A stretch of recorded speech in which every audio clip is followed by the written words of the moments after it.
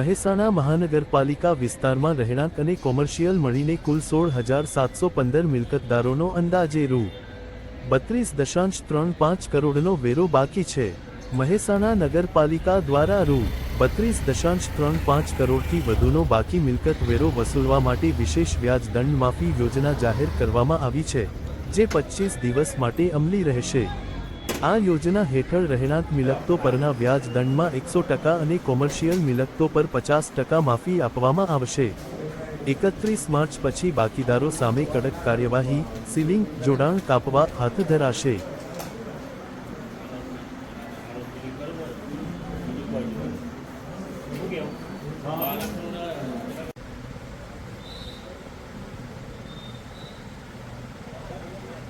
મહાનગરપાલિકાએ જે વેરા માફીની યોજના કાઢી બાબત મહેસાણા મહાનગરપાલિકામાં ઘણા વર્ષોથી લોકોની એવી રજૂઆત હતી કે વ્યાજ અને પેનલ્ટીમાં માફી આપવી જોઈએ, જે અનુસંધાનમાં કોર્પોરેશને હમણાં પ્રોફેશનલ ટેક્સ અને વ્યવસાય વેરામાં આપણે રાહતે લોકોને વ્યાજ અને પેનલ્ટીની આપી છે.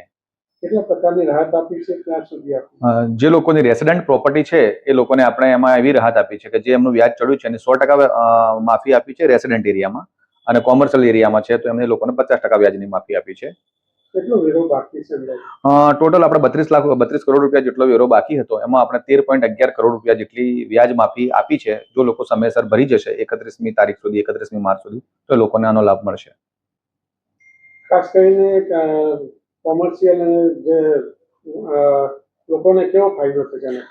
જે લોકો નાનો વર્ગ છે, જેની પાસે બહુ આવકના સોર્સ ઓછા છે, એ લોકોને આમાં સૌથી મોટો ફાયદો થશે, કારણ કે વ્યાજની રકમ બહુ મોટી છે, જેના કારણે લોકો વેરો ભરતા ખચકાતા હોય છે. તો એ લોકો માટે એક આ સારી સુવર્ણ તક છે કે આ સ્કીમનો લાભ લઈ અને સમયસર આ વેરો ભરી નાખે તો એ કોર્પોરેશનના દેવા મુક્ત થાય. અત્યારે હમણાં વેરો ભરવાનું ચાલુ છે,